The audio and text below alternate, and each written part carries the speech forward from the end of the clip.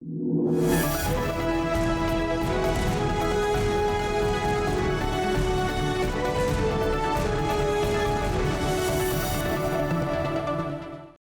and welcome to Weekly Wrap, where we get you latest news and updates of top events from cryptoverse that happened in the past week. I am Ruchi Sharma. And I am Vishakha Thakur. Bitcoin, the largest virtual digital asset or popularly known as cryptocurrency, have proved its mettle amid ongoing brawl between the regulators and exchange platform. During the week, the US Securities Exchange Commission, the regulator of financial markets, dragged Binance and Coinbase to court. On Monday, the agency sued Binance, the world's largest exchange by trading volume, for dealing in unauthorized securities.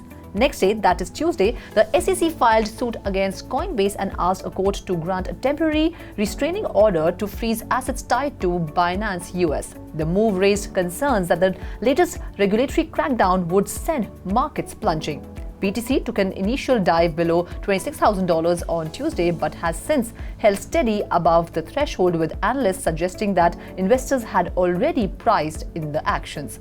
Federal Reserve managing to rein in inflation could result in the central bank may halt its hawkishness at its next FOMC meeting that might please digital and other asset markets, analysts said. तो यहाँ पिछले हफ्ते ये बहुत बड़ी खबर आई। वैसे भी एसईसी की नज़र कहीं ना कहीं बाइनेंस और कॉइनबेस दोनों पर बनी हुई थी। तो अब 13 चार्जेस जो है एसईसी ने बाइनेंस पर लगाए हैं और सिमिलर चार्जेस कॉइनबेस पर भी लगाए गए हैं। और ऑब्वियसली जब इस तरह से कोई इतनी बड़ी हलचल मार्केट में होती है तो उसका कुछ ना कुछ इम्पैक्ट मार्केट पे पड़ता ही है। और इसका ऑब्वियसली एक बहुत ही नेगेटिव इम्पैक्ट पड़ा, एक नेगेटिव सेंटिमेंट जो है वो क्रिएट हो गया मार्केट में। और उसके बाद लगातार बहुत सारी जो क्रिप्टो करेंसीज हैं, बहुत सारे कॉइन्स जो हैं, उनमें हमने डिप देखा। बिटकॉइन में भी हमने डिप देखा, 26,000 तक पहुँच गया बिटकॉइन। लेकिन अब धीरे धीरे जैसे आगे दिन बढ़ रहे हैं तो कुछ ना कुछ थोड़ा सा अपना होल्ड जो है कायम कर रहा है बिटकॉइन। बिल्कुल। तो अभी पॉजिटिव एक जॉब्स डेटा आया है, उसके बाद थोड़ा सा जो मार्केट है वो ऊपर जाती दिखाई दी। और उसके साथ साथ नेक्स्ट जो अब FOMC मीट है उस पे सबकी निगाहें हैं, सभी इन्वेस्टर्स की। तो देखना होगा कि किस तरीके से वो इंटरेस्ट बढ़ता है, कम होता, क्या होता है। Moving on, crypto market showed no sign of letting up on Tuesday after the US Securities and Exchange Commission sued crypto exchange Binance and its founder CZ on allegations of violating federal securities laws. Data from Nansen.ai shows that outflows from Binance across all protocols hit $780 million over a 24-hour period. In the complaint, the SEC also alleged that a number of other tokens, including Binance's BNB token, Solana's Sol, Cardano's ADA, Polygon's Matic, and Algorand Blockchain's Algo, Filecoin Network, Cosmos Hub Atom, Sandbox platform Sand, Axie Infinity, and Decentraland's Mana are securities.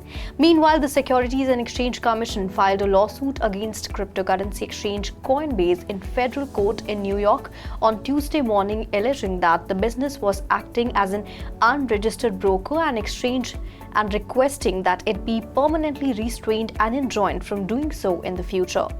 तो यहाँ पे हमने देखा Binance जो कि world की सबसे अच्छी एक्सचेंज मानी जाती है और सबसे बड़ी एक्सचेंज मानी जाती है, उसमें से $780 मिलियन जो है वो क्रिप्टो जो है उसका विड्रॉ हुआ। तो यहाँ पे बाइनेंस ने हमेशा से ये चीज़ कही है कि हमारे पास पूरे एसेट्स हैं या प्रूफ ऑफ रिजर्व हमारे पास है, क्योंकि अगर आगे कोई भी ऐसी आउटफ्लोज की या फिर विड्रॉल्स ज़्यादा अगर होते हैं तो वो कोप अप कर सकते हैं इसके साथ में। लेकिन यहाँ पे कॉइनबेस और बाइनेंस की जो मुश्किलें हैं वो और बढ़ती दिख रही हैं। जैसे कि आपने पहले भी कहा कि SEC ने जो लॉसूट फाइल किया उसके अंदर ये है कि बाइनेंस जो है उसने जो यूज़र फंड्स थे उसको दूसरी फर्म में ट्रांसफ़र किया और यूज़र्स को गलत तरीके से जो भी हैं वो इन्फॉर्मेशन दी या इन्वेस्टर्स को और अपनी जो बिटकॉइन ट्रेडिंग वॉल्यूम है उसको भी इन्फ्लेट किया है, ट्रेडिंग वॉल्यूम्स को। तो आई थिंक सबका कंसर्न बनना इसमें लाजमी है, क्योंकि बाइनेंस को काफ़ी ज़्यादा यूज़र जो हैं वो ट्रस्ट करते हैं, being the world's best exchange और द वर्ल्ड रेनाउंड एक्सचेंज। तो SEC ने जैसे मैंने आपको बताया कि 13 चार्जेस लगाए, उनमें से उन्होंने ये भी कहा कि जो 12 कॉइन्स सिर्फ बाइनेंस पर जो है वो अनरजिस्टर्ड सिक्योरिटीज़ है। ओवरऑल उन्होंने 61 ऐसे टोकन्स फाइंड आउट किए जो कि अनरजिस्टर्ड सिक्योरिटीज़ है, जिनमें से कुछ तो कॉइनबेस पर भी थे। उसके साथ साथ SEC का ये भी कहना है कि बाइनेंस जो है वो कहीं ना कहीं रेगुलेटर्स को, इन्वेस्टर्स को धोखा दे रहा है। और जैसे कि आपने कहा भी कि बाइनेंस खुद एक ऐसी एंटिटी को कंट्रोल कर रहा था जो कि बाइनेंस पर ट्रेडिंग कर रहा था, जिससे कि ऑब्वियसली जो एसेट है उनके प्राइस भी पंप हो रहे थे और ट्रेडिंग वॉल्यूम भी इन्फ्लेटेड नज़र आ रही थी। तो ये सारी जो धोखाधड़ी की जो बातें हैं वो SEC ने कही, और ये सब चार्जेस जो हैं फिलहाल बाइनेंस पर लगाए गए हैं। और उन्होंने ये भी कहा कि बाइनेंस कहीं ना कहीं बाइनेंस US को भी कंट्रोल करता है, जो कि एक एक्चुअल में एक अलग एंटिटी है। तो ये सारे जो है चार्जेस फिलहाल लग गए हैं बाइनेंस पर, और कॉइनबेस पर भी सिमिलर चार्जेस लगे हुए हैं, जिसका भी ऑफिस हमने इफेक्ट भी देखा, बहुत ज़्यादा विड्रॉल्स हो रहे हैं बाइनेंस से। लेकिन कहते हैं ना, every dark cloud has a silver lining. तो जब ऐसा हुआ, जब प्राइसेस सारे नीचे गिर गए, तो हमने देखा बहुत सारे वेल्स ने जो इसका फ़ायदा भी उठाया, उन्होंने बहुत सारी क्रिप्टो करेंसी को अडॉप्ट भी किया, इन्वेस्ट भी किया उसमें, क्योंकि प्राइसेस नीचे थे। उसके साथ साथ हमने एक बड़ी मूवमेंट ये भी देखी, क्योंकि बाइनेंस जो है वो एक सेंट्रलाइज्ड एक्सचेंज है। तो जब इतना बड़ा एक प्रॉब्लम या कंसर्न हमने वहाँ देखा, तो देखा गया कि इन्वेस्टर जो है वो सेंट्रलाइज एक्सचेंजेस की तरफ बढ़े, और उसमें हमने मूवमेंट ज़्यादा देखी। तो इस तरह के जो है पूरी चीज़ें हुई हैं फिलहाल इस लॉ सूट के साथ। लेकिन देखना ये होगा कि इनमें से कितने चार्जेस पे एक्चुअली गिल्टी नज़र आते हैं बाइनेंस या नहीं। सो moving on, the Reserve Bank of India plans to make UPI QR codes interoperable with those for India's sovereign digital currency or the e-rupee. We are planning to make the UPI QR code interoperable with e-rupee, RBI Deputy Governor T. Ravi Shankar said in a post-policy press conference. The e-rupee is India's central bank digital currency. While the central bank has not set a particular timetable for the retail digital currency's public deployment, Ravi Shankar stated that the goal is to have 1 million users by the end of June. In December 2022, India began its retail CBDC experiment. On Tuesday, the RBI announced that the scope of the central bank digital currency pilot is being gradually expanded to cover more banks and locations. तो एक बहुत ही अच्छा successful start तो हुआ था दिसंबर 2022 में, लेकिन शायद जितना उम्मीद थी उतना रिजल्ट नज़र नहीं आ रहा है। इसीलिए हम सब जानते हैं कि यूपीआई बहुत इंडिया में बहुत डीपली रूटेड है। आई थिंक हम सबकी रोज़ाना ज़िंदगी का हिस्सा बन चुका है, चाहे वो 10 रुपये की छोटी सी पेमेंट हो या फिर कुछ 20-30 हज़ार की पेमेंट्स हो। आजकल हर individual, even if I talk about myself, I feel very comfortable using UPI, I don't carry cash. तो इस तरह से हमारी हैबिट्स बदल गई हैं यूपीआई के साथ। तो आई थिंक वही जो गवर्नर है, RBI governor T Ravi Shankar, उनका यही कहना है या उनका ये मानना है और ये विजन है कि ई रूपी में भी यूपीआई को इनकॉर्पोरेट किया जाए, इंटरऑपरेबल बनाया जाए। उससे ऑब्वियसली जितना ज़्यादा जिस तरह से यूपीआई का यूज़ बहुत बड़ा हुआ है, तो अगर ई रूपी के साथ वो इंटीग्रेट होता है तो ई रूपी को भी बहुत जल्दी बहुत ज़्यादा लोग जो हैं वो एक्सेप्ट करेंगे और यूज़ करेंगे। तो आई थिंक उसी को एक्सपैंड करने के लिए ये जो है ये विजन आगे या फिर ये एडवाइस आगे दी गई है। और उनका विजन तो है ही कि जून तक कम से कम 1 मिलियन यूजर्स होने चाहिए, और वो ज़्यादा लोकेशंस और ज़्यादा बैंक्स को अब इसमें जोड़ना चाहते हैं सीबीडीसी प्लान में। कहा कि ज़्यादा लोकेशंस और बैंक्स को ये जोड़ना चाहते हैं, क्योंकि स्टार्टिंग में देखा तो SBI, ICICI कुछ 9 बैंक्स के साथ शुरुआत की थी। तो उसके बाद फिर बैंक ऑफ बड़ौदा हो गया या कोटक बैंक हो गया, तो सभी अब एक साथ, और बैंक्स अपने खुद के ऐप्स भी लेकर आ रहे हैं। आई थिंक बहुत ज़्यादा सपोर्ट कर रहे हैं सीबीडीसी को, और आने वाले टाइम में हम काफ़ी अडॉप्शन भी देख सकते हैं इसका। Moving on, Apple's newly revealed mixed reality headset, the Apple Vision Pro, has both turned tech enthusiast heads and raised eyebrows after its unveiling at the WWDC on June 5. There was, however, one glaring omission from the launch: a single mention of the word metaverse. The tech company appears to have taken deliberate steps to call its technology the first spatial computer. It will be launched in the US in early 2024 for a hefty retail price of $3,499 and will roll out to other countries shortly after. The announcement is a firm step away from Microsoft's HoloLens launches and that of Meta's headset, which both notably use the term generously in comparison. Apple's Vision Pro has both augmented reality and virtual reality capabilities, as it can make it look like apps have been projected out into the nearby physical space around the user, or provide a fully virtual experience via modes such as immersive environments. Featuring Vision OS, the world's first spatial operating system, Vision Pro lets users interact with digital content in a way that feels like it is physically present in their space. तो सभी को इंतज़ार था Apple के mixed reality headset का, क्योंकि starting में जब फेसबुक ने मेटा में रीब्रांड किया तो काफ़ी एक हाइप बन गया और मेटावर्स एक बज़वर्ड बन गया और सभी अपने हेडसेट और ये सब पे काम करने लगे। तो मेटा के हेडसेट्स इतने पॉपुलर तो नहीं हुए, हालांकि अभी जो उनका ऑक्यूलस प्रो है वो $1,500 का है, जो कि सबको लगता है कि काफ़ी ज़्यादा महंगा है। लेकिन अब एप्पल का जो ये मिक्स्ड रियलिटी हेडसेट आया है वो $3,499 का है। आई थिंक बहुत ज़्यादा हाई प्राइस है, लेकिन उसके फीचर्स भी अगर देखे जाए तो उतने ही अच्छे हैं। ऑगमेंटेड रियलिटी यूज़ किया है, वर्चुअल रियलिटी यूज़ किया है, और जैसे हमारे फ़ोन में कुछ ऐप्स हैं वो हमारे सामने हमें लगेगा कि बिल्कुल ऐसे बड़ी स्क्रीन पर आ गए हैं। हाँ, we can relive any moment. हमारी फैमिली के साथ में कोई पिक्चर है, उसे रियल टाइम इमेज कैप्चर करके बाद में उस we can relive that moment. या जो स्पेक्टिकल्स पहनते हैं वो भी उसे यूज़ कर सकते हैं without wearing spectacles. So it has come out with amazing features. लेकिन यहाँ पे एक चीज़ है कि उन्होंने मेटावर्स का कोई मेंशन नहीं किया अपने ये WWDC में जो है इन्होंने अनवील किया अपना ये हेडसेट, लेकिन कुछ भी मेटावर्स नाम कुछ भी मेंशन नहीं किया। तो इसकी वजह से जो है थोड़ा सा मेटावर्स मार्केट जो है उस पर थोड़ा सा इम्पैक्ट पड़ा है कि यहाँ पे माना है, एक तो SEC ने जो बाइनेंस पर लॉसूट फाइल किया है और इन्हें अनरजिस्टर्ड सिक्योरिटीज़ कहा है, चाहे वो डिसेंट्रलैंड का माना हो या सैंडबॉक्स का सैंड हो, तो दोनों के प्राइस नीचे गए। इसके साथ साथ एप्पल के इस जो रियलिटी हेडसेट है उन्होंने भी एप्पल का जो कोई मेंशन नहीं किया है मेटावर्स का, उसकी वजह से भी दोनों के प्राइस जो है वो नीचे गए। अच्छा, इस बात में तो कोई दो राय नहीं है कि metaverse is the future. Metaverse में बहुत पोटेंशियल है और वो आगे जाके बहुत बड़ा होने वाला है। तो हमने कुछ एक्सपर्ट से बात की, उनका भी यही कहना है कि मेटावर्स में पोटेंशियल बहुत है, लेकिन द एंटायर सॉफ्टवेयर चीज़, जैसे हम लोग इनकी बात भी कर रहे हैं कि 3000 हेडसेट्स की बात भी कर रहे हैं, तो अगर प्राइसिंग कहीं ना कहीं हम कंट्रोल कर पाएँ या फिर ऐसे अफोर्डेबल बना पाएँ कि इसका जो है रेंज बढ़ जाए, ज़्यादा लोग उसका अडॉप्ट कर पाएँ, तो हम इस पर और ज़्यादा एक्सपेंशन देखेंगे। So, moving on Wednesday, BYJU'S introduced 3 transformer models aimed at improving the quality of its services and streamlining the learning and personalizing experience for its students as the EdTech behemoth bets big on AI to revolutionize many facets of its business. Badri, a predictive AI algorithm, is designed to detect when learners begin to struggle with specific ideas. This technique offers proactive recommendations to overcome any identified knowledge gaps, hence promoting continuous learning.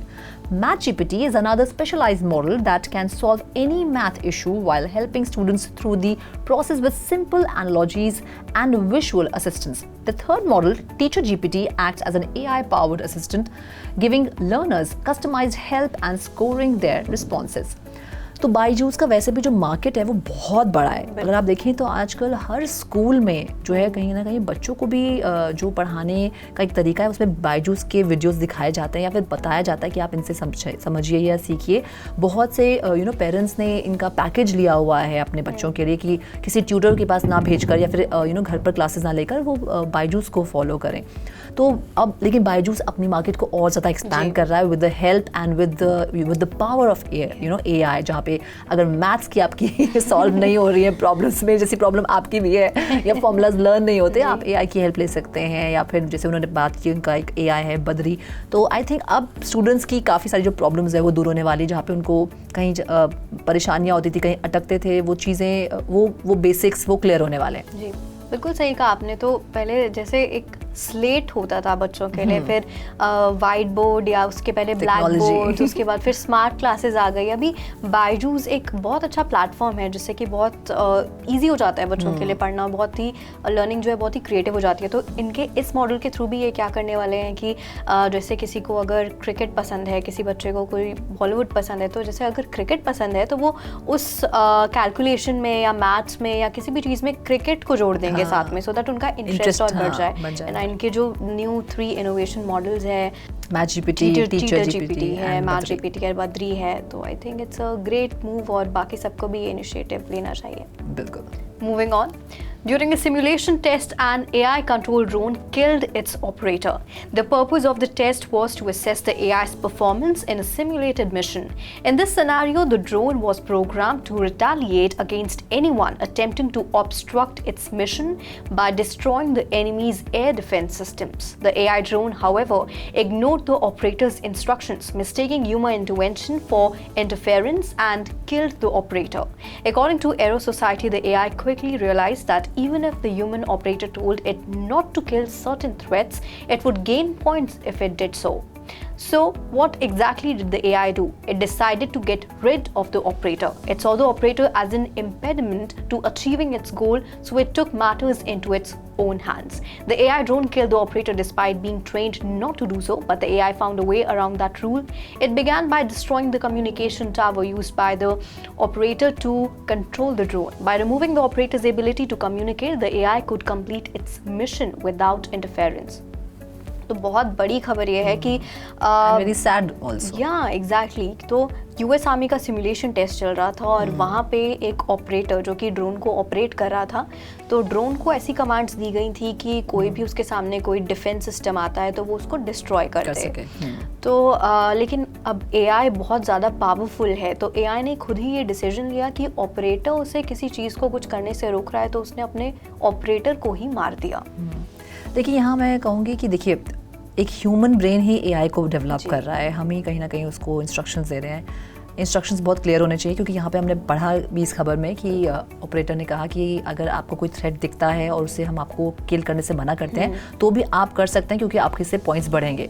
तो obviously AI ने अपनी artificial intelligence को use करते हुए उसे लगा कि operator ही threat है और ये किया। तो I think we have to be very, because ये नई टेक्नोलॉजी है, इसे कैसे यूज़ करना है, इसके पॉजिटिव्स भी हैं तो नेगेटिव्स भी है, एडवांटेजेस भी हैं तो डिसएडवांटेजेस भी हैं। सोचिए, और इतना नेगेटिव हो सकता है कि किसी की जान भी ले सकता है। तो we have to be very careful with this technology, and I think इस टेक्नोलॉजी का बहुत सीमित इस्तेमाल होना चाहिए, क्योंकि वरना इस तरह की प्रॉब्लम्स भी सामने आ सकती हैं, which could be life threatening. So moving on, Warner Brothers is all set to sell 1978 Superman NFT movie bundles priced at $30 or $100. It is a new limited time NFT-based movie marketing stunt from Warner Brothers. Home Entertainment has reported the Superman Web3 movie experience is a multimedia NFT that includes the film in 4K Ultra HD format plus extra image galleries and artist rendering by notable DC artists. With the latest bid, the studio aims to generate excitement among NFT enthusiasts and DC aficionados to make money through the initial sales, as well as foster an engaged community of fans with the potential for longer-term upside. The Superman Web3 movie experience will be available for general purchase starting Friday, June 9 at web3.wb.com for a limited time, which will cost $30 for the standard edition and $100 for the premium edition. Customers can purchase the movie bundles using a credit card or cryptocurrency once they create an Illuvio NFT media wallet that acts as a digital vault and enables consumers to stream and view the contents. I think हर बच्चे के लिए बचपन में जो पहला hero था, super hero था, वो सुपरमैन ही था। और वो डीसी की कॉमिक्स पढ़ते पढ़ते कब वो कॉमिक्स से निकलकर बड़े पर्दे पर आ गई एज अ मूवी, और 1978 या उससे पहले शुरू हुई थी।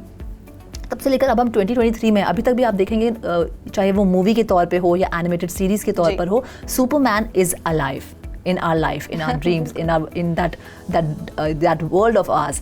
तो अब ये वार्नर ब्रदर्स का ये बहुत ही अच्छा, मैं कहूँगी कि इनिशिएटिव है, कि because he know, Warner Brothers know कि कितनी ज़्यादा फ़ैन फॉलोइंग क्रेज़ है सुपरमैन को लेकर, इस सुपर हीरो को लेकर।